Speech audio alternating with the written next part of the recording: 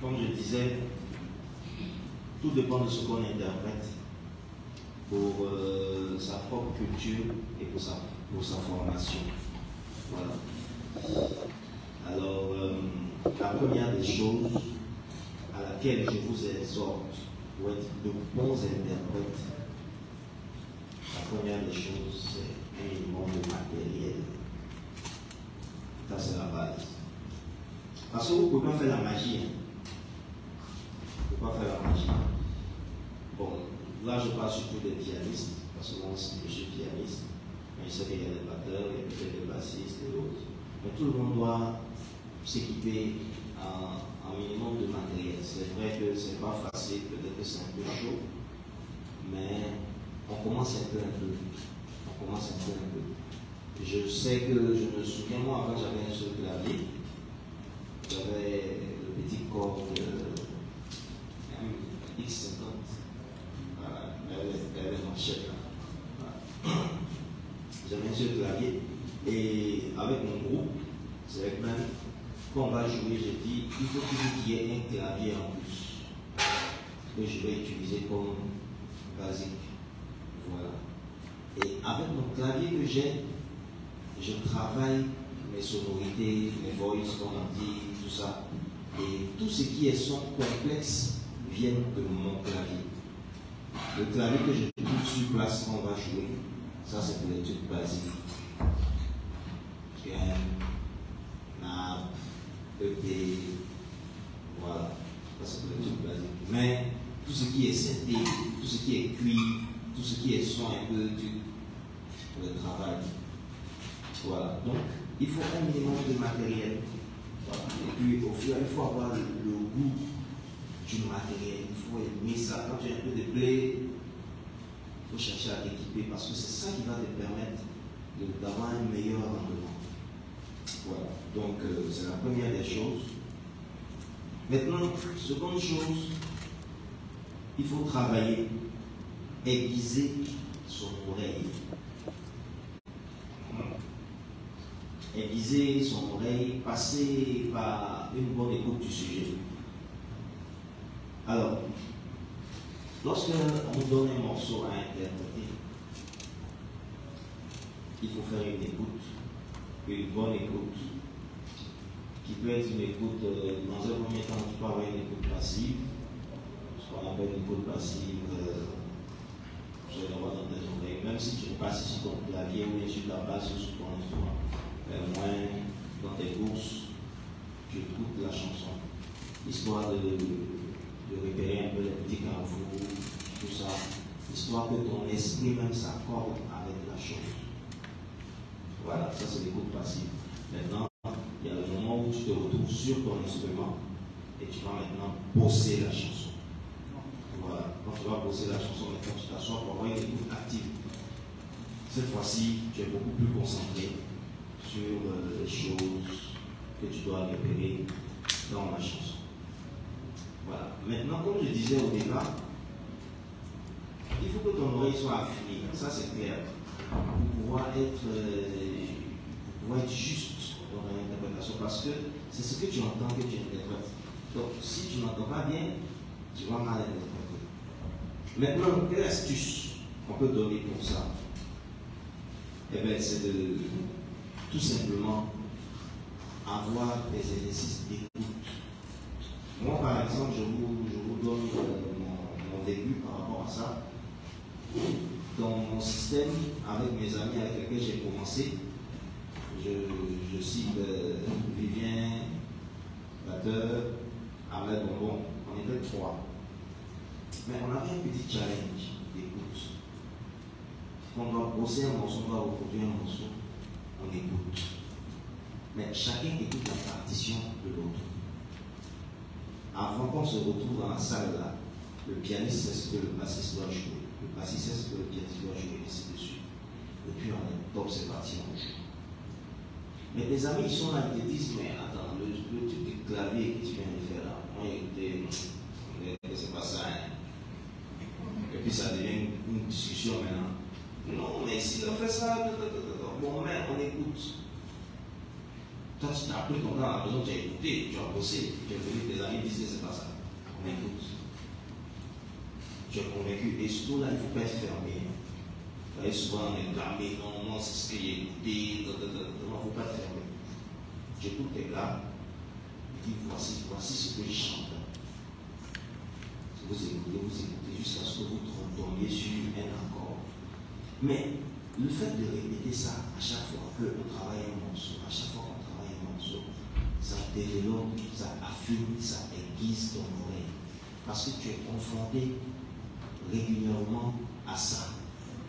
Tu es toujours en train de discuter avec les gens. Voilà, mais tu as écouté, qu'est-ce que tu entends? Et le jour que vous êtes en accord sur ce que tout le monde a entendu, tu viens d'apprendre quelque chose. Ton oreille vient d'être aiguisée d'une certaine manière. Naturellement, la perfection n'est pas de ce monde.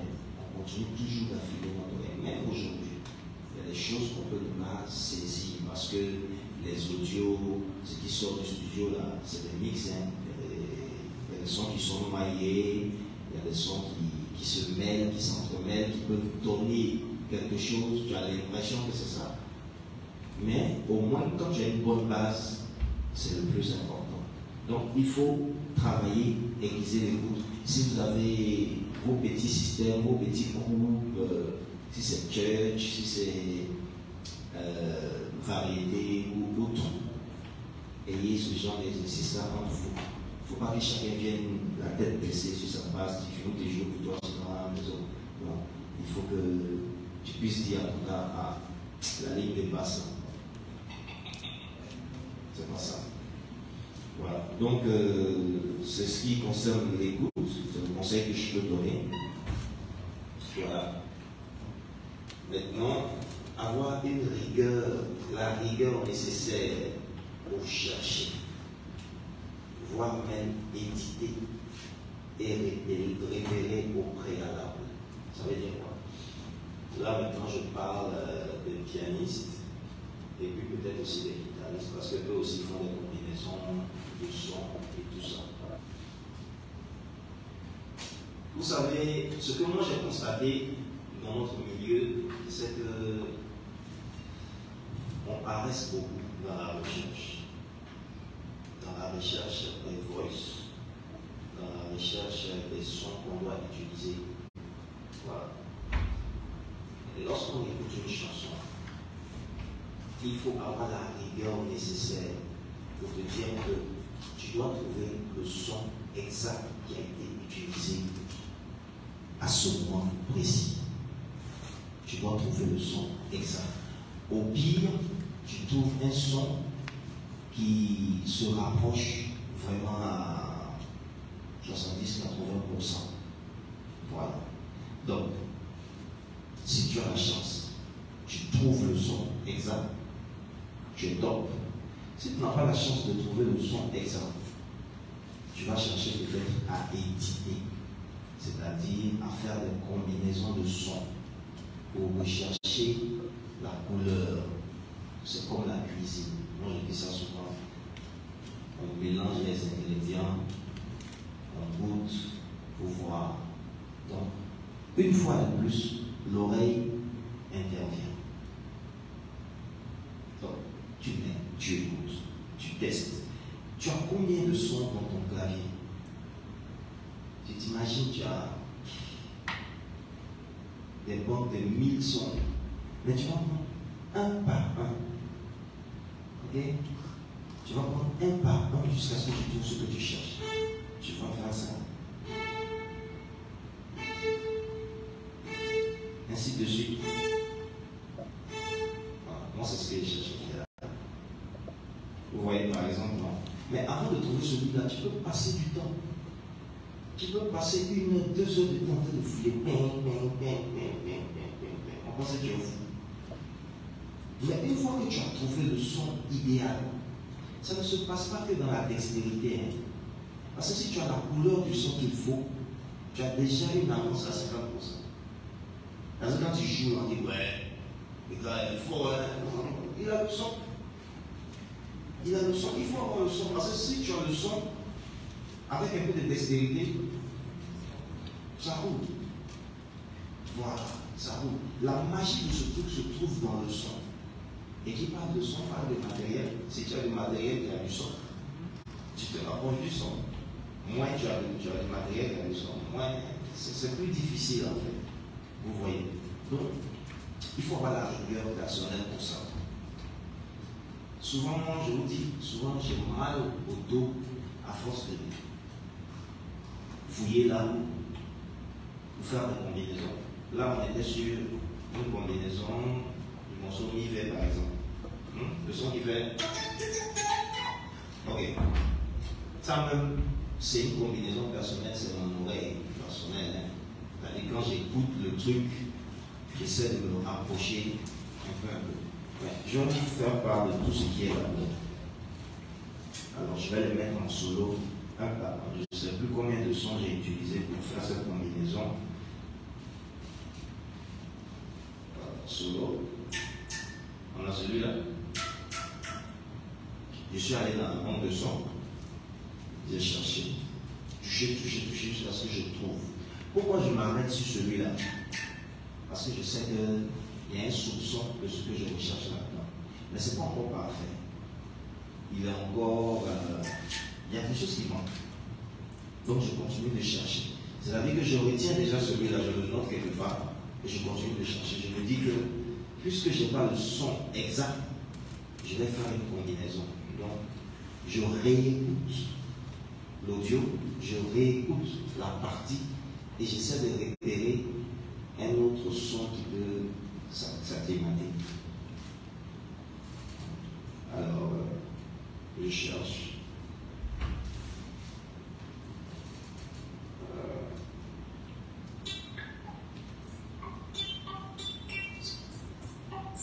Deuxième son. Donc, lui et lui. Voilà ce que ça donne.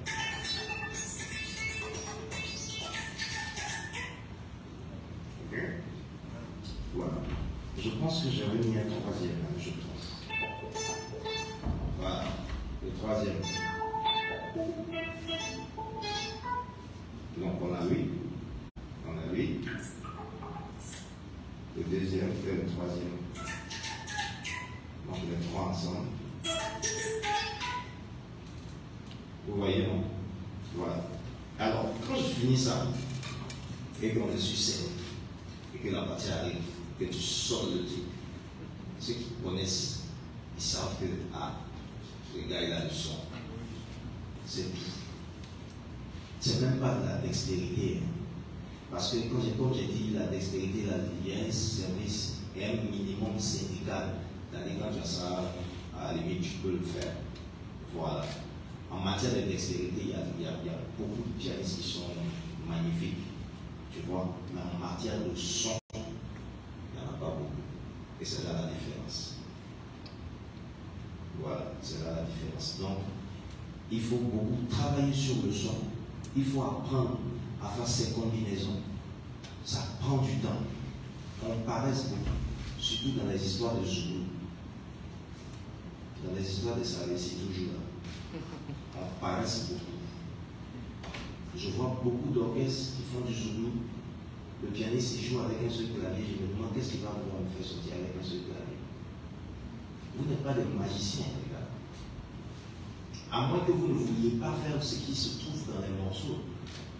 Parce que dans une chanson, tu as un son de flûte, tu as un son de synthé chaud, tu as un son de lead.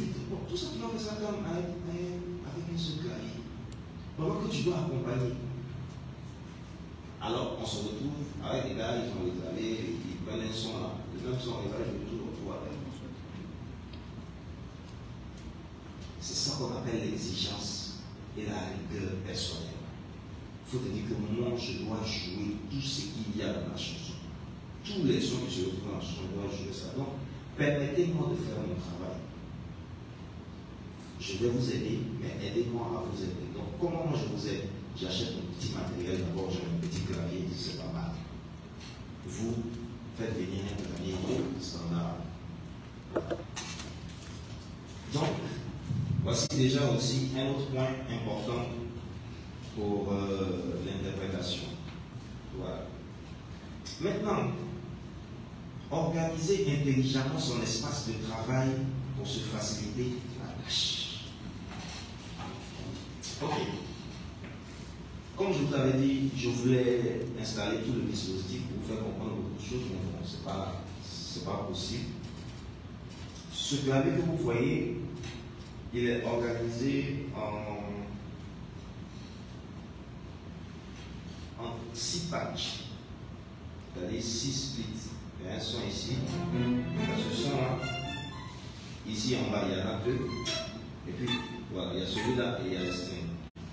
Maintenant sur le clavier du haut, qui est le clavier maître qui est là-bas, il y a les 4 autres sons. Ce clavier-là, il est sampleur, c'est un clavier qui fait sampleur. Alors, il dirige le clavier maître. Donc, quand je parle d'organiser son espace de travail, c'est-à-dire que moi, dans mon espace de travail, par rapport à la chanson que je veux interpréter, j'ai besoin de 6 différents sons. Alors, quels sont les sons que je vais mettre en bas? Quels sont les sons que je vais mettre en haut? Où est-ce que je vais les disposer pour avoir la facilité d'exécution de chaque partition? C'est ça qu'on appelle organiser son espace de travail. Voilà. Vous disposez vos sons en fonction de vos déplacements de main. Où est-ce que ça sera facile?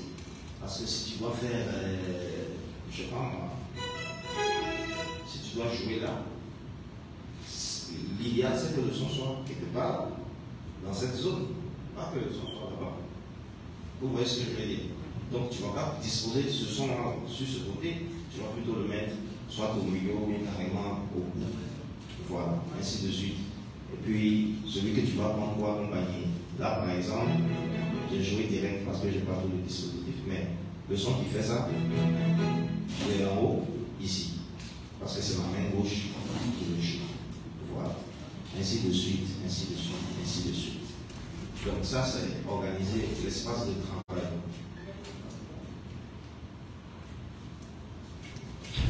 Et enfin, être efficace dans l'exécution des partitions. Tu as ton petit matériel de la base. Tu as écouté. Tu as bien écouté. Tu as repéré les sons qui sont dans le morceau. Tu as fini de repérer les sons. Tu t'es assis. Tu as poussé. Tu connais le morceau. Ça y est dans tes doigts. Okay. Maintenant, il faut que tu sois efficace dans l'exécution. Voilà. Il faut que tu sois efficace dans l'exécution. Il ne faut pas en faire plus qu'on te demande. Ok? C'est aussi ça l'orchestration. Chacun a sa place, chacun fait ce qu'il a à faire. Voilà. Tes atouts personnels, tes qualités personnelles, ta dextérité, ça doit servir à nous faire ce qu'on te demande. On dit de faire A, tu fais A. On dit de faire B, tu fais B. On ne t'a pas demandé de nous montrer que tu sais faire Z. Okay? On dit de faire A, tu fais A. C'est ça en fait. Et je pense que le vieux père tout à l'heure, le dénoncier, il en a parlé un peu. Voilà. Il faut aller à l'essentiel, il faut être efficace. C'est ça qui est important. Parce qu'on parle d'orchestration. Voilà, on parle d'orchestration. Naturellement, il peut y avoir des petites choses qu'on peut rajouter, mais ça c'est vraiment des communs accords. Et c'est des choses qui sont bien gérées, bien ficelées. Vous voyez un peu. Voilà. Donc, en un mot, je vais dire que pour bien interpréter, il faut avoir de la rigueur. De la rigueur, il ne faut pas être paresseux. Il faut avoir de la rigueur. La rigueur, ça va t'emmener à brouiller, en tout cas, pour avoir un petit matériel important. C'est vraiment important. Brouiller pour avoir un petit matériel. Et puis, ensuite, t'asseoir, écouter, prendre ton temps d'écouter. Parce que je vous avoue que c'est chiant. C'est chiant dit, oh, mais ça, depuis mon petit chercher le son, il ne trouve pas, mais il faut chercher. Il faut continuer de chercher. Même si ça prend 2 heures, 3 heures de temps, tu cherches. Quand tu vas trouver quelque chose. Et à force de faire ça, à force, finalement tu t'acclimates bien avec tout ce qui est son. Tu as l'habitude. Tu as eu l'habitude, dans tel morceau, tu as vécu une expérience. Tu as cherché un son là. Et puis demain, tu tombes sur un autre morceau, tu vois que le son que tu avais utilisé la dernière fois, tu le retrouves. Et c'est comme ça que, à force d'avoir côtoyé beaucoup de sons dans beaucoup d'interprétations, maintenant, on est un peu plus habitué. Voilà, dès que le morceau passe, dans ton esprit, tu sais où tu vas aller chercher le son qui passe. Voilà, parce que tu as eu l'habitude de te promener dans ces villages-là. Tu connais maintenant tous les raccourcis. Voilà, c'est une histoire comme ça en fait. Voilà, donc je vous exhorte à vraiment travailler là-dessus, à vous équiper. J'insiste sur ça. Voilà. Les musiciens n'aiment pas payer instruments. C'est pas pour moi. Voilà. Il faut vous équiper, il faut avoir, c'est-à-dire quand tu gagnes ton argent, il faut avoir la phobie, non pas la phobie, pardon. On peut prêter le mot là. Voilà, il faut être maniaque en fait. Il faut être maniaque. Il faut te dire, j'ai vu un clavier là, il faut que j'arrive à acheter ça. Voilà. Et puis, tu commences un peu, tu fouilles, tu cherches, tu fais des combinaisons. Je vous avoue, au départ, c'est pas facile, c'est difficile. Tu n'as pas forcément tout ce qu'il faut, mais il faut continuer. Il faut continuer au fur et à mesure, ça va rentrer, ça va rentrer. Voilà, donc on va essayer de jouer un morceau ensemble. Ensemble, c'est trop dit, mais voilà, c'est là. On va essayer de jouer un morceau, je vais mettre un morceau. Un morceau simple. On va voir. On va l'écouter ensemble. Et puis on va essayer de repérer les sons. Les sons qui sont joués là-dedans. C'est surtout pour le pianiste, hein. Le bassiste, le guitariste aussi. Vous pouvez prendre votre pied, il n'y a pas de problème. Voilà, je vais mettre le morceau ici.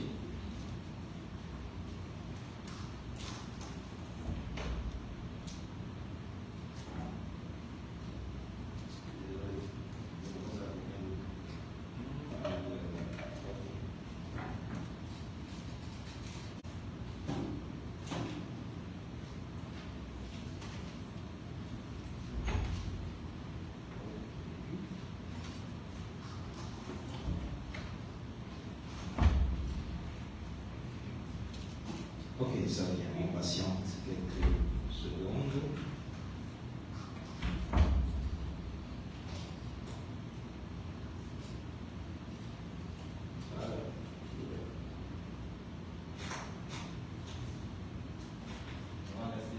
On va rester dans l'esprit de nos musiques.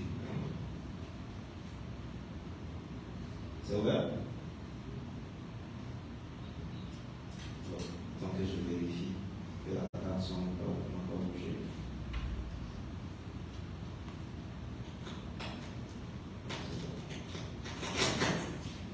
Il faut vérifier d'abord.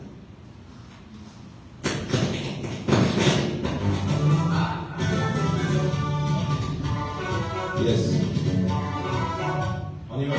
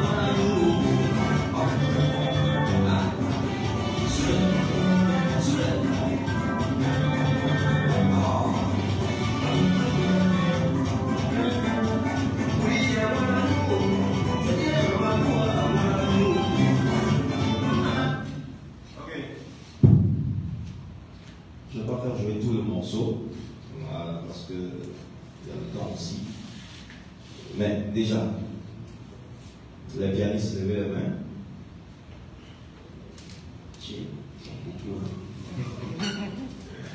Ok. Jusque là où on est arrivé, quels sont les sons qui ont été utilisés? Monsieur Séry, oui. Un organe déjà. D'accord. On peut dire qu'il a été dualisé avec un synthé trans, un truc comme ça pour. D'accord. Bienvenue. Un jazz organe avec un synthé. Jazz organe synthé. Un jazz organe aussi avec coloration, avec un synthé plus une légère coloration derrière. D'accord. C'est la même chose, non? Pour tout le monde, hein? Jazz organe synthé. Voilà. D'accord. Donc, on va chercher un jazz organe, puis un synthé. Voilà. Allons chercher. Alors, on va aller vite.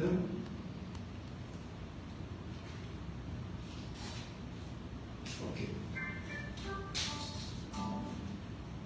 Un jazz organe comme ça. Attendez-moi. Et puis on va jouer. Maintenant, le jeu du jazz organe, voilà, ça c'est important. Le jeu qu'il fait, le jeu que le jazz organe fait. Ce que vous remarquez, c'est qu'il est sur toute la bande. Il n'a pas d'interruption. En fonction des accords, en fonction des chants, lui, il continue de jouer avec son même mouvement. Ok? Voilà. Le problème, c'est que vous êtes interprète et vous devez jouer tout ça en même temps. C'est en cela que j'ai parlé de l'intelligence. Il faut maintenant faire travailler votre intelligence pour savoir à quel moment il faut s'arrêter pour intervenir peut-être avec le synthé, là où le synthé intervient à des niveaux et comment est-ce qu'il faut reprendre. Ok? Voilà. Il ne faut pas prendre un seul son pour jouer tout. Tu as ton synthé, tu as ton jazz organe. Maintenant, comment est-ce que tu organises le truc? Puisque le truc qui fait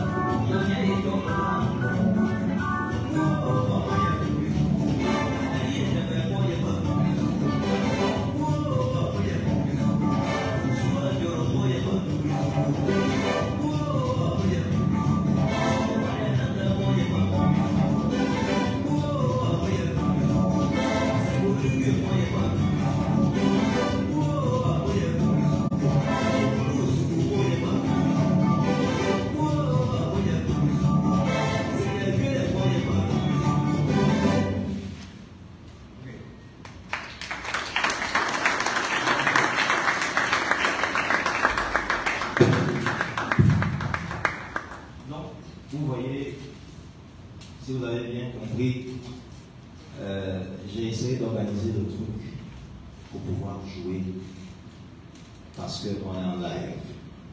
Ok. Mais sur la bande, le jazz organo, vous voyez qu'il ne s'arrête pas. Lui, il est dedans. Il est dedans, il évolue en fonction des accords.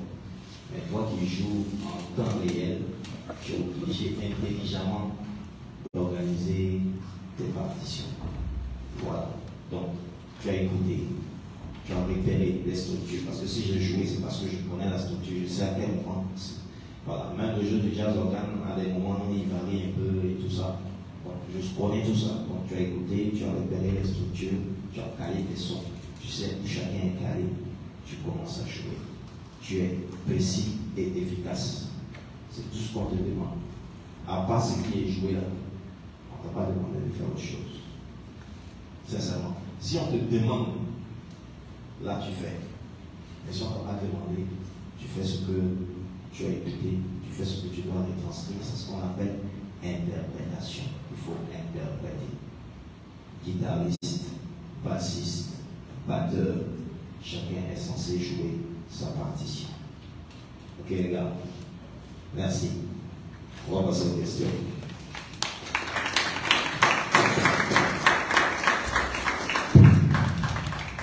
Est-ce qu'on peut encore l'ovationner, s'il vous plaît?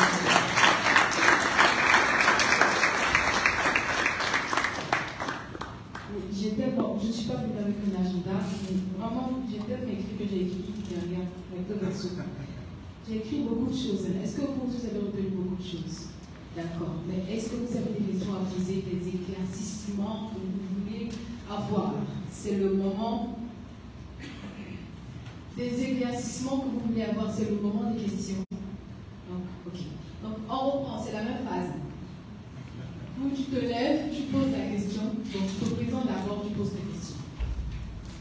Bonjour à tout le monde, je suis Koulibaly. Comme je le disais, je suis batteur. Voilà, je sors de l'Institut des Arts de la Guinée. Je suis le Messi avec le Musicos depuis ça fait des années. Comme je suis Abidjan maintenant, j'ai toujours fait ça physiquement. Merci pour toutes ces informations. Et puis, je vais renchérir par rapport à l'écoute. Parce qu'en Guinée, j'ai travaillé avec plusieurs orchestres, reggae, avec certains jazz, l'orchestre de jazz, mais l'écoute était un élément clé.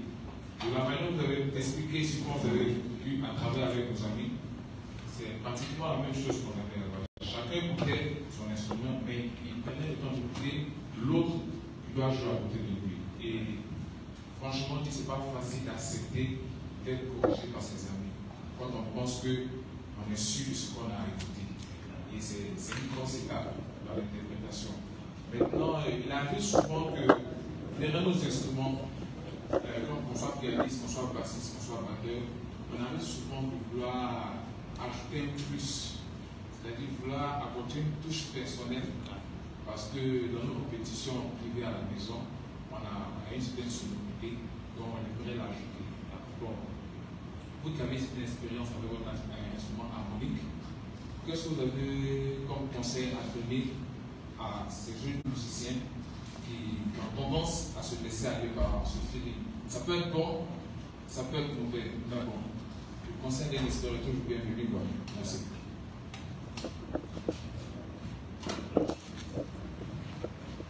Merci Koulibaly.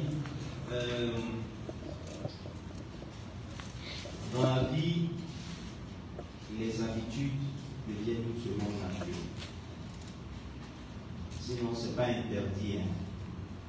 Mais lorsque tu vas te retrouver sur des scènes sérieuses en train d'accompagner de grands artistes, si tu as pris ces habitudes-là, ça va te suivre. Et c'est l'un des éléments qui ferme des portes à des musiciens lorsqu'ils se retrouvent, lorsqu'ils ont la chance d'accompagner des grands. Avec tes potes, avec ton groupe, avec des, on va dire, des semblables, quand vous jamais, si tu as l'habitude de faire ça et que ça passe, c'est pas mauvais, hein? Mais il vaut mieux ne pas le faire, pour ne pas que ça devienne une habitude. Sinon, une fois en passant, un petit truc en passant, ça se fait. Mais pour toi-même, demain, il ne faut pas avoir l'habitude. Parce que tu vas t'oublier sur scène un jour derrière un grand quelque chose qui n'est pas dans son morceau, il va se retourner, il va te regarder. Et si tu as regardé, sache que c'est fini. C'est la dernière scène. Voilà. Donc, vaut mieux ne pas avoir l'habitude. Tu fais ce que tu as bossé. Le professionnalisme, c'est pas quand tu arrives derrière à faire produire que ça commence. Ça commence quand on groupe au quartier.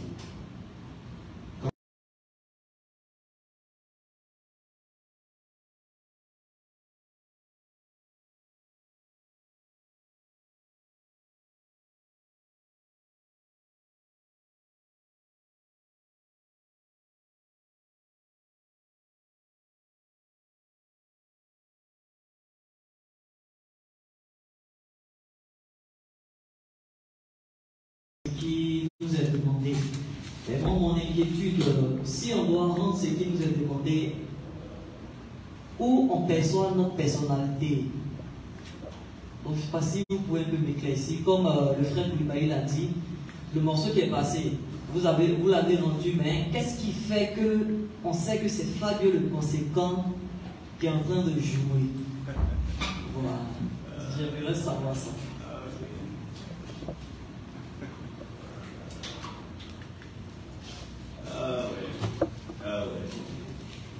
Qu'est-ce qui fait la personnalité? Vous savez, pour ma part, la personnalité, elle se dégage naturellement. La personnalité se dégage naturellement. On est tous différents sur un instrument. On est tous différents. On peut jouer les mêmes partitions, mais il y aura toujours quelque chose qui va se dégager. Même si on joue la même chose exactement, ma manière de jouer, ta manière de jouer sera différente. Moi, par exemple, je ne sais pas pourquoi les gens aiment me dire ça, mais moi, par exemple, on dit que quand je joue, on dirait que je ne joue pas. On dirait que mes doigts ne touchent pas le clavier. Je ne sais pas pourquoi on dit ça, mais c'est ce qu'on dit. C'est ma personnalité qui est là. Sinon, ce n'est pas dans les partitions, ce n'est pas dans un truc que je vais ajouter ou bien retirer que on va servir ma personnalité. Non, ma personnalité, à mon apparence, à mon aspect, mon apaisement sur mon instrument, comment je joue, ma sérénité et tout ça, c'est ça ma personnalité en fait. Voilà, donc c'est pas nécessairement dans la pratique de ce que je peux ajouter ou bien retirer et tout ça. Voilà. Et si tu te fais une réputation de quelqu'un qui est assez précis dans ce que tu fais, ça aussi ça va te suivre. Ça va te suivre. Donc, quand ils vont entendre, ils vont dire, elle est précis, est-ce que c'est pas Fabio même? Tu vois? Parce que les gens ont l'habitude de t'entendre comme ça. Voilà. Étant donné qu'on a un seul micro, désolé. Étant donné qu'on a un seul micro, ce qu'on va faire, c'est qu'on va faire une série de questions. Donc le micro va passer, on va noter les questions et ensuite il pourra répondre. Donc je te présente, tu dis ta question très clairement pour qu'on puisse bien noter. Ok, moi c'est coach Timothée, moi je suis coach vocal et j'ai un coach vocal. Voilà, je fais le suivi vocal, plus au niveau des chanteurs. Certes, je suis pianiste, percussionniste, mais la question derrière tout ça, comme mon frère devant l'a dit, ça m'amène à m'interroger sur ce que nous avons appris concernant l'interprétation. Quand vous dites, Fabio le conséquent, que on doit faire ce qu'on nous demande, tout juste ce qu'on nous demande, est-ce que ce n'est pas photocopier? C'est ma question. Est-ce que ce n'est pas faire une photocopie? Voilà, voici ma question.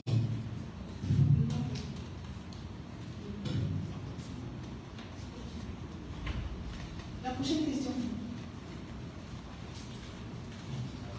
Quand Timothée a demandé, faire ce qu'on lui demande, est-ce que ce n'est pas photocopier? Donc, je retiens la question. Bonsoir, chers tous. Moi, c'est Manuel Valier. Je suis batteur. Normalement, ça ne me concerne pas tellement. Mais bon, ma question est un peu au niveau des batteurs. On rencontre souvent ce problème-là avec certaines personnes, je ne sais pas si artistes ou chanteurs, mais souvent dans le morceau, il y a des samples qui sont créés. C'est-à-dire on joue avec des samples. La première phase de ma question, c'est quand je fais le sample, c'est en fonction de ce que j'ai entendu. Et quand je me retrouve là-bas, qu'on me dit que peut-être c'est pas le sample. Donc sur le champ là, comment je fais pour essayer de rendre ce qui est sur le morceau? C'est ma première question. Et puis bon, la deuxième question que je voulais savoir. Il y a des morceaux qui sont joués avec boîte à rythme, c'est-à-dire un AO, musique assistée par ordinateur. C'est pas forcément ce qu'on entend avec une batterie acoustique. Donc, quand quelqu'un interprète, ça décolore forcément. Excusez-moi. Ça décolore forcément le morceau. Et là, comment il faut faire pour que, si je suis batteur, le morceau a été joué à MAO, comment je fais pour le jouer sur batterie acoustique de telle sorte que ça ait une certaine coloration qui se rapproche du morceau. Merci. La troisième question.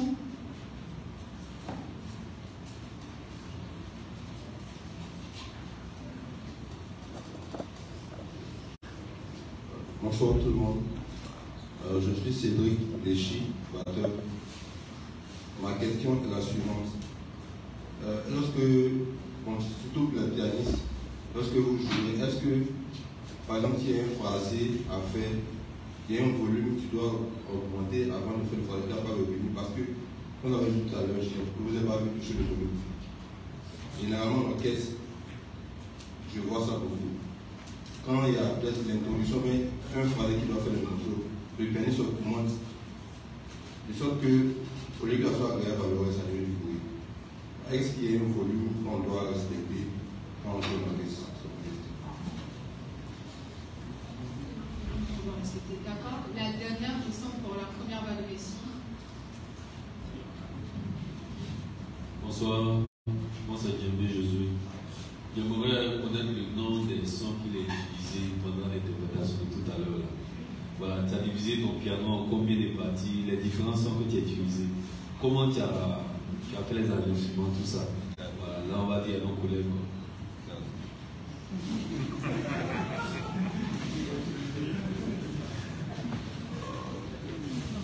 Fabien le consultant. Ouais, première question. On va répondre à la première question. Il a demandé, coach Timothée a demandé faire ce qu'on lui demande. Est-ce que ce n'est pas photocopier? Alors, à la base, interpréter c'est quoi? C'est photocopier. À la base, c'est ça. C'est de reproduire ce qui a été déjà fait. Naturellement, c'est clair que ça ne peut pas être photocopié à 100% parce que le studio et le live, c'est pas la même chose. Donc, il y aura forcément quelque chose de différent. Mais, il faut photocopier les partitions. Voilà, il faut photocopier les partitions, ce qui est joué, il faut photocopier ça. Parce que le truc, c'est quoi? Le truc, c'est que le mélomane qui vient vous écouter, il connaît la chanson. Il a écouté son CD à la maison et il vient au concert. Okay? Il faudrait qu'il puisse se retrouver là-dedans. Maintenant, lorsque c'est un spectacle et que naturellement on parle de spectacle, il faut apporter du spectacle. Dans votre organisation de spectacle, vous pouvez rajouter des choses. Mais ça, c'est voulu et décidé par tous. Ok? On dit, bon, on va jouer là-bas, mais comme c'est pour un concert, il faut apporter une touche nouvelle. Qu'est-ce qu'on fait, les gars? On s'entend, on fait un truc ensemble. C'est pas dans le désordre, en fait. Vous voyez? Voilà, c'est pas ce qui te passe par la tête. Ok, toi, tu fais. Non, non, non. Donc, à la base, on photocopie. Maintenant, s'il doit y avoir de l'improvisation, même l'improvisation, elle est organisée. Voilà. C'est bon, non? Je pense que c'est C'est bon, ok. Avant ces batteurs, il a demandé, déjà par rapport au sample, si je dois résumer, c'est comment rendre ce qui est sur le morceau par rapport au sample. Par rapport au sample, normalement, pour être plus efficace, il faudrait que l'arrangeur du morceau vous donne le sample. Ça, c'est ce qui est plus logique. Nous, quand on travaille avec les samples sortent du studio où la chanson a été faite. Ça sort de là-bas, là, il n'y a pas de recopier. Donc, normalement, c'est ça. Maintenant, si vous êtes dans votre petit système à vous et que vous voulez interpréter une chanson et que vous voulez utiliser un son là-dedans, vous n'avez pas la possibilité d'avoir l'arrangeur, tout ça, vous êtes obligé de fabriquer ça vous-même à travers ce que vous entendez. L'oreille, il faut avoir une bonne oreille pour bien entendre, pour retrouver les kits à utiliser, les kits qui se rapprochent le plus. Et plus tu te rapproches, plus ça va sonner pareil. Moins tu te rapproches, moins ça va sonner pareil. Donc si tu arrives et qu'on te dit que non, c'est pas ça, c'est pas le truc, c'est que tu dois encore aller chercher, tu dois encore aller écouter. Peut-être que le tome que tu as choisi, tu mets dans le sample là, c'est pas la bonne couleur. Voilà. Tome, c'est pas tome. String, c'est pas string. Excusez-moi. Trompette, c'est pas trompette. Brasse, c'est pas brasse. Il y a tellement de couleurs. Vous voyez. Parce que s'il y en a plein comme ça dans les banques de sons, c'est parce que chacun a un rôle bien précis à jouer. Voilà. Donc c'est pas parce que tu as entendu que c'est un son de nappe, on va dire ça comme ça, que tu as pris une nappe et puis tu dis non. Il faut avoir la rigueur de pouvoir chercher le son de nappe qui se rapproche le plus de ce que tu as entendu. Il ne faut pas juste dire c'est un son de nappe quand tu prends ton son de nappe et tu répètes, quand tu joues. Non, c'est pas comme ça. Ok? Voilà, je vous donne un exemple. Vite fait. Ce truc-là, il est où? Ce son de nappe.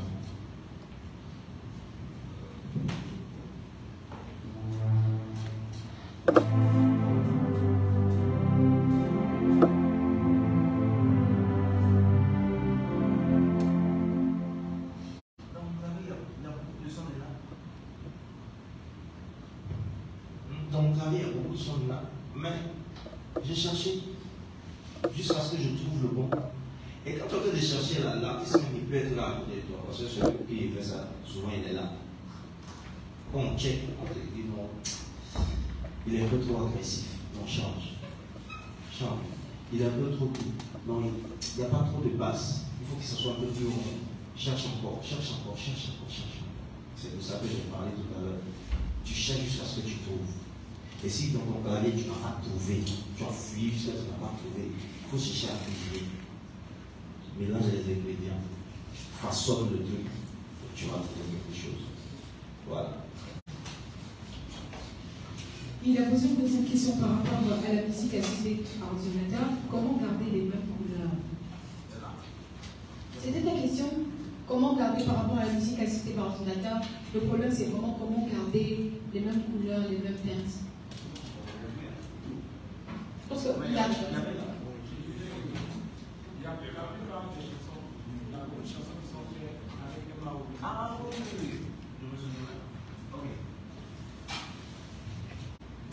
Alors, pour répondre à cette question, je vais dire tout simplement, c'est la première des choses dont j'ai parlé dans mon intervention, c'est le matériel. C'est aussi simple que ça. Si tu n'as pas le matériel, tu vas faire les moyens de bord. Quand tu fais avec les moyens de bord, tu vas supporter le résultat des moyens de bord. Mais si tu as du matériel, tu vas pouvoir reproduire le son de la musique assistée, n'est-ce pas? Un batteur qui a un pad, il a des couleurs là-dedans. Il est bien capable de nous reproduire quelque chose qui a été fait de manière électro au studio, sur son pad. Et s'il n'a pas de pad et qu'il a juste une batterie acoustique, il va taper ça comme ça. Il va faire avec. Voilà. Donc le matériel, j'ai parlé de ça, moi j'ai dit c'est la première des choses pour pouvoir bien interpréter le matériel. Cédric et Bagdad, il a demandé par rapport à l'augmentation du volume. Le pianiste qui augmente son volume en il demande est-ce qu'il y a un volume réglementaire quand on joue? J'aime cette question, elle est très pertinente. On est toujours en train de parler de l'orchestration. Et il faut qu'on sache quelque chose. La manière dont on interprète, on copie, on doit aussi copier le mix. Le musicien doit se mixer pendant qu'il joue. On doit s'écouter. Il faut qu'on sache faire les nuances naturellement. Donc, quand tu es en train de jouer ton clavier, il faut savoir ce que tu joues, tu es en accompagnement, tu es en solo. Et par rapport aux autres qui sont en train de jouer, quel est ton niveau? Donc, naturellement, on va dire consciemment, tu dois pouvoir te sentir un peu plus fort que les autres. Le son que tu es en train de jouer là, à Tito, c'est un son d'accompagnement. Et normalement, quand tu écoutes un morceau audio qui sort du studio, tu ne vas jamais entendre un son d'accompagnement en haut là-bas. Normalement, si tu veux entendre l'accompagnement, tu es obligé de prêter l'oreille parce que c'est dans le mix. Et c'est comme ça que tu dois jouer en fait. Au moment où tu as fait ton accompagnement, il faut te dire que à la limite, on va m'entendre à peine. On m'entend, mais ça c'est un accompagnement, c'est le mix. Maintenant, lorsque tu fais des interventions, en cuivre, en synthé, en solo, naturellement tu dois être un peu plus haut. Et ce sont des amis à côté qui doivent savoir que le frère, il a un solo maintenant. Donc naturellement, lui, il doit être plus haut que nous tous. Donc consciemment, chacun doit se mixer en fonction de ton solo. Ok? Le problème, c'est que tout le monde veut s'entendre. Donc le pianiste, comme c'est son solo, il doit être plus fort que vous. Donc on est là.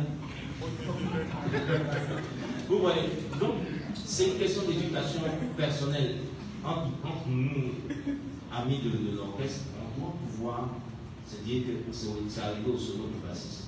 Tout le monde plonge un peu, on le laisse, on le met en valeur. Quand il finit, on revient. Chacun se remet dans son mix en fonction des niveaux qu'il doit avoir par rapport à la chanson. On copie tout, on photocopie tout. Tu as écouté là, le son EP qui accompagne là, il a quel niveau de mix? Ça aussi tu copies. Quand les brasses arrivent là, l'accompagnement qui se met avec, qui accompagne là, le truc qui vient avec là, il a quel niveau? Tout ça tu copies. Et puis quand tu es avec des amis, chacun aussi essaie de se mettre dans le truc comme il faut. Voilà. Je pense que j'ai répondu. Vraiment, cette question-là, c'est une bonne question parce que nous, les chanteurs, là, vraiment, on souffre. Souvent, le pianiste, je veux te calmer, on ne peut pas. La dernière question était celle de Josué Djambé qui nous disait le nom que tu as utilisé, le nom des sons utilisés durant ton interview. Et si tu penses que ça va prendre du temps aussi, on va voir une voix. Ok. Alors, j'ai noté ici, déjà organe, soft jazz, funk. Dans celui-là, à la main gauche, je l'ai mis jusqu'ici. Voilà, jusqu'au Si, 2, 3, 4, jusqu'au Si 4. Voilà. Et puis, il y a le synthé. Le synthé, lui, il est dans les... Bon, ça c'est les cordes, parce que les claviers, il y a les cordes, c'est sa spécificité. Fast synthé, union stable sound. Ok? Voilà, donc naturellement, en fonction de la couleur que je recherche, quand je dis qu'il y a tellement de couleurs, en fonction de la couleur que je recherche, je fouille jusqu'à ce que je trouve ce qui me sied. Et puis, je travaille avec. Donc, pour ce morceau précisément, ce ne sont que ces deux sons-là qui sont utilisés. Voilà. C'est bon, non? Ok, on a terminé avec la première série de questions. Mais déjà, j'aimerais souhaiter la bienvenue à toutes les personnes qui viennent de nous prendre en marche. On est là depuis d'abord 10 heures. On a eu en premier atelier de formation avec le doyen Adolphe Kiassé qui nous a parlé de la musique traditionnelle. De la musique traditionnelle sous enrichissement du langage musical moderne. Donc, le doyen Adolphe Kiassé était là avec nous et nous a entretenu sur la ou sinon les musiques traditionnelles, source d'enrichissement du langage musical moderne. Et là, maintenant, nous sommes avec Fabio Le Conséquent qui est en train de nous entretenir sur l'orchestration, mais plus précisément sur l'interprétation. Donc, bienvenue, sentez-vous libre de poser des questions. Malheureusement, vous êtes à la phase des questions, mais ce n'est pas un souci. Il y a le direct. Après, vous pouvez aller sur Facebook et regarder les vidéos de Fabio Le Conséquent et du doyen Adam Kiassi. La dernière série de questions, on va terminer. Donc, préparez vos questions, 5 dernières questions, et on va clore cet atelier de formation. Et la première journée de la 6e édition de l'Africa Jam Festival. C'est la même phase. Je te présente et tu poses la question.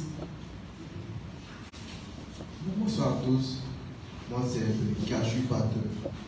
Bon, ma question est la suivante. Et Kia, voilà, je suis batteur. Dans l'interprétation, bon, je prends le cas de la batterie. Est-ce qu'on est obligé de faire, de dire la roulade que le batteur a fait? La fait.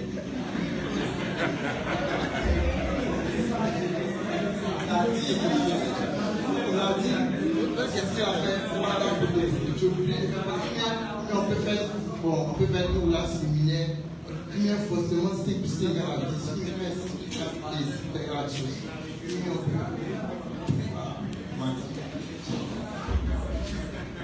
La question, deuxième question une fois, deuxième question 2 fois. S'il n'y a pas d'autres questions, on va clore.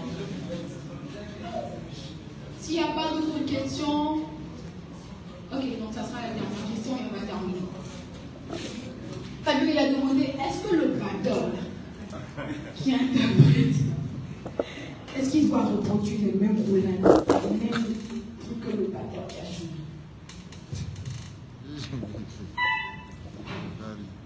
Oui. Je vais dire oui, mais je pense que je l'ai déjà dit en photocopie. Tu dois reproduire la même chose. Si tu fais autre chose, c'est que c'est d'un commun accord avec tes autres partenaires. Ok? Voilà. Peut-être l'artiste que tu accompagnes va te dire, bon, écoute, la roulade là, peut-être qu'on a fait ça comme ça, bon, trouve-moi quelque chose de mieux. C'est-à-dire qu'à partir du moment où tu fais quelque chose d'autre, c'est que tu as l'accord de qui de toi. Voilà. Sinon, si c'est ping-pong-pam, tu fais ping-pong-pam, terminé. En 5 minutes, ça fait tout, mais ce n'est pas de ça qu'il s'agit. C'est ping-pong-pam, tu fais ping-pong-pam, terminé. Si on travaille, on dit ici, on va apporter quelque chose de nouveau, c'est bien comme un accord, on a décidé, on le fait, ça ne surprend personne. Mais on interprète, d'abord, on copie, et après, s'il doit y avoir des additifs, on décide ensemble. Il faut bien qu'il y ait le droit décider. Voilà. Donc, comme je dis, il est encore mieux de prendre l'habitude de faire exactement ça pour garder cette bonne habitude, parce que c'est ça la bonne habitude, que de se laisser aller dans des trucs fantaisistes qui vont nous rattraper sur des projets plus importants, plus sérieux. Voilà. Alors, c'était la dernière question. Je ne vais pas dire une astuce, mais j'ai une dernière chose à vous partager. D'accord. On va faire une petite concession pour aujourd'hui. Une dernière question. Non, on a dit une dernière question. Malheureusement, on va respecter le temps. C'est ça aussi la rigueur. On pense ici. Donc, la dernière. Je me présente, il y a un peu plus que j'aime. En fait, je ne sais pas. Est-ce que pour un musicien de 4 ans, il est arrivé que tu aies à écouter un morceau avec ce que tu as dit? Tu écoutes les morceaux et puis toi, tu es conscient que tu n'as pas la capacité. Parce que je crois que tu as bossé. Voilà, dès que on n'a pas terminé de guitariste, tu écoutes le truc, tu dis non, ça là tu vas jouer. Est-ce que peut-être tu dois dire non, tu dois remettre le morceau pour l'année prochaine en attendant d'avoir le niveau? Je parle de ça parce qu'il est arrivé, on devait jouer les morceaux ensemble. Il a tapé 3 nuits de veille. Poto, ça se passe. Mais il a fallu qu'un an après, je prenne. Je ne sais pas si peut-être que j'avais la mauvaise technique ou bien je ne bossais pas vraiment bien. Effectivement, aussi pour nous les chanteurs, là, souvent il y a des chansons, quand tu écoutes, tu réécoutes, mais tu ne dis pas. Donc comment on fait? Je n'ai pas fait pour la chanson. D'accord. Naturellement, il y a des niveaux. En termes d'interprétation, il y a des niveaux. Et il y a des interprétations qui s'adaptent il y a certaines choses que certains peuvent interpréter et d'autres pas encore, parce qu'ils n'ont pas encore le niveau pour ça. Naturellement, il ne faut pas se casser la tête. Si ce n'est pas ton niveau, tu vas pas faire, tu ne vas pas piquer. Voilà, tu ne vas pas piquer. Et le niveau, il s'atteint au fur et à mesure en travaillant naturellement. En travaillant. S'il y a un exercice, sinon s'il y a un morceau qui te bloque, ok, naturellement, tu n'as pas le niveau pour ça, mais tu continues de travailler. Et je vous partage mon expérience par rapport à ça.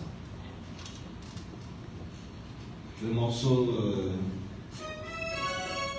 ça.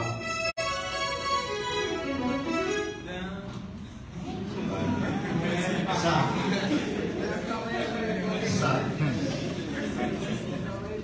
Avant, j'arrivais pas à faire. Avant, j'arrivais pas à faire. Mais, chaque soir, il me maltraitait dessus. Avant, j'arrivais pas à faire. Mais j'étais major en fait dessus. On ne jouait pas parce que j'arrivais pas. Mais moi, je n'ai pas laissé en fait. Voilà. Jusqu'à ce que quelques temps plus tard, j'arrive à le faire. On ne savait pas comment ça s'est passé, mais c'est rentré seul.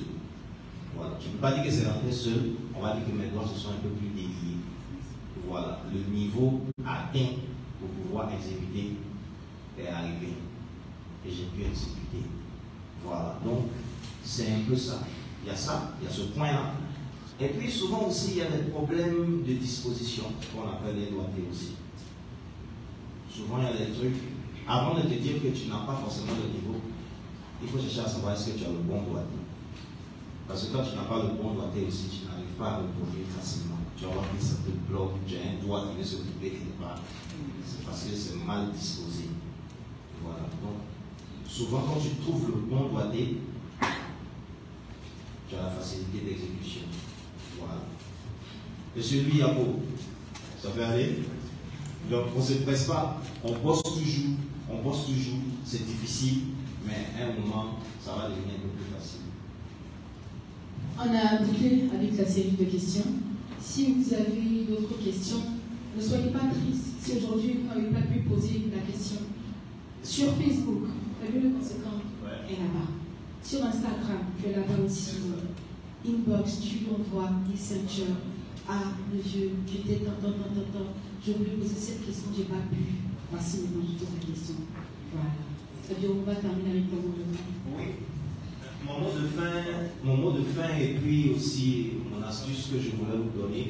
Et je voulais vous faire part. Vous savez,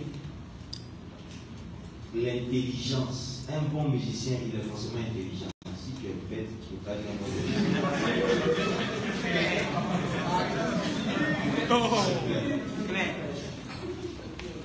Donc ton intelligence va toujours faire partie de ton travail.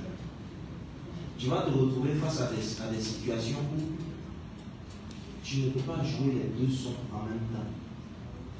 Tu n'as pas la possibilité de faire les deux en même temps. Quand tu dois faire les deux en même temps, il faut faire travailler ton intelligence. Alors dans ce cas-là, qu'est-ce que tu fais? Tu trouves un son qui peut s'apparenter aux deux en même temps. Exemple. Excusez-moi, il faut que je stipule les choses.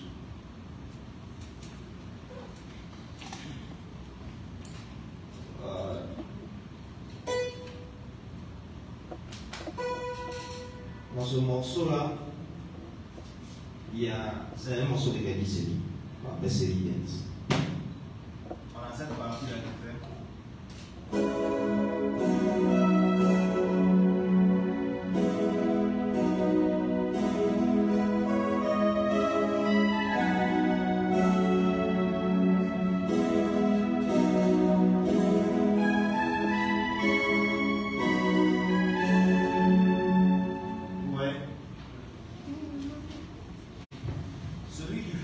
Celui qui fait,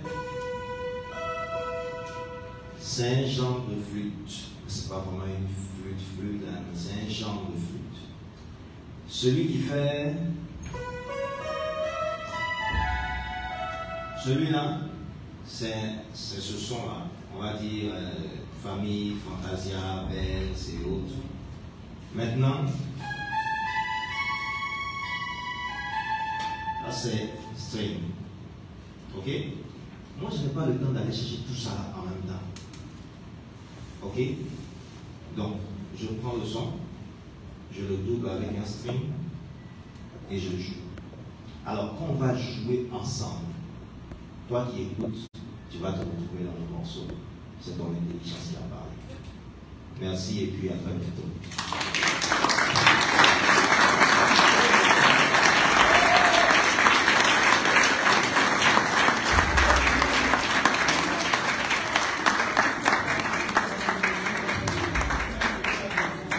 En tout cas, mesdames, mesdemoiselles et messieurs, c'était fabuleux conséquent.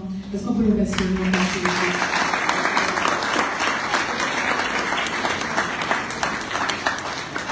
on va partir dans quelques minutes, on va faire la photo de famille. Mais avant ça, j'aimerais clore ce moment et vous dire merci. Merci d'avoir daigné effectuer le déplacement pour apprendre. Comme je le disais d'entrée de jeu, cette année, pour la 6e édition de l'Africa Jam Festival, on a voulu innover. Normalement, c'est le 1er novembre. On se retrouve, on fait la fête, on voit des musiciens qui prestent sur la scène de l'Africa Jam Festival, de la Locotron, et après on se laisse. Mais on s'est dit pour la 6e édition, on va marquer cette année-là par un atelier de formation.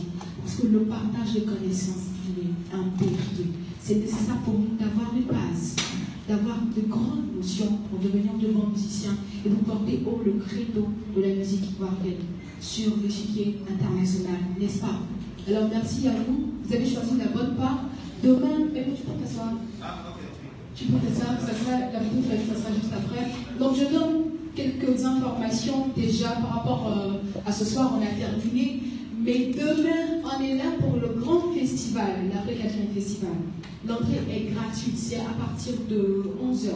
11h, pourquoi? Parce qu'on aura Laurent Noura qui sera aussi là pour un atelier de formation. Donc 10h. 10h bien noté. Vraiment 10h, c'est pas 11h. L'heure africaine tue l'Afrique. Non, on veut plus que ça tue l'Afrique, on veut que l'Afrique vive. Hein? Ok. Donc demain, à partir de 10h déjà, on aura un atelier de formation avec le grand Laurent Noura. Il est plus à présenter. C'est vraiment très important que vous soyez là. Avec grand lui, il descend, la vache. Il sera là aussi. Il sera de la partie, donc ça sera vraiment waouh, vous allez apprendre beaucoup de choses. Donc demain, ne ratez pas ce moment-là, ça sera à partir de 10h. Et ensuite, l'Africa Jam Festival, maintenant, les prestations. On aura Vivien Kofi, le grand batteur, on aura pas mal de musiciens, de batteurs, de pianistes, de solistes, ça sera le feu. Salomon Sey-même, il est là. Il est là. Salomon, est-ce que on te voit? Il sera en Dieu demain. Il sera là aussi. Là aussi, donc ça sera le feu, l'entrée est gratuite. Donc quand vous quittez ce moment-là, allez parler à vos frères, à vos amis musiciens. Ah mon frère, il y a un jam demain, il faut que tu viennes. Parce que c'est important de pouvoir encourager les musiciens de votre culture. C'est important de pouvoir encourager l'industrie ivoirienne à avancer. Est-ce qu'on peut compter sur vous pour demain? Est-ce qu'on peut ovationner si on peut compter sur vous?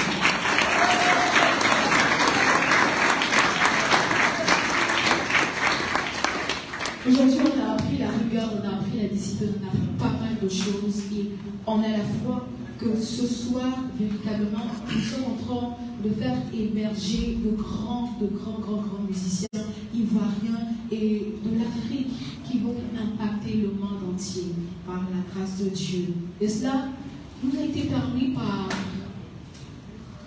des personnes qui se sont mises à part, qui se sont vraiment investies pour l'émergence des musiciens ivoiriens et des musiciens africains. On a Musical Swag qui a à sa tête le boss qui est là. À la droite,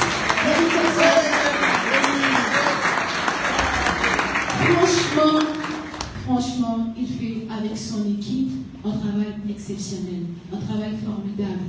Moi, je suis émue de voir tous ces musiciens-là qui sont là aujourd'hui et qui apprennent des choses qui leur font du bien, qui apprennent des choses, mais ce n'est pas pour nous, c'est pour l'industrie musicale ivoirienne.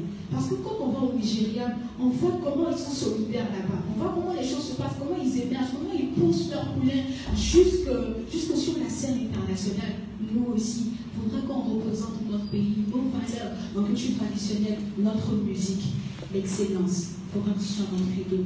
Et j'aimerais vraiment que vous puissiez vous passionner. Monsieur les amis, il a fait un petit peu ce travail-là. Pour nous, les musiciens qui se battent au travers de la Missy, la Michel, les instrumentistes de Côte d'Ivoire, au travers de la musique pour l'émergence des musiciens que nous sommes. Nous avons terminé, nous avons coupé le direct.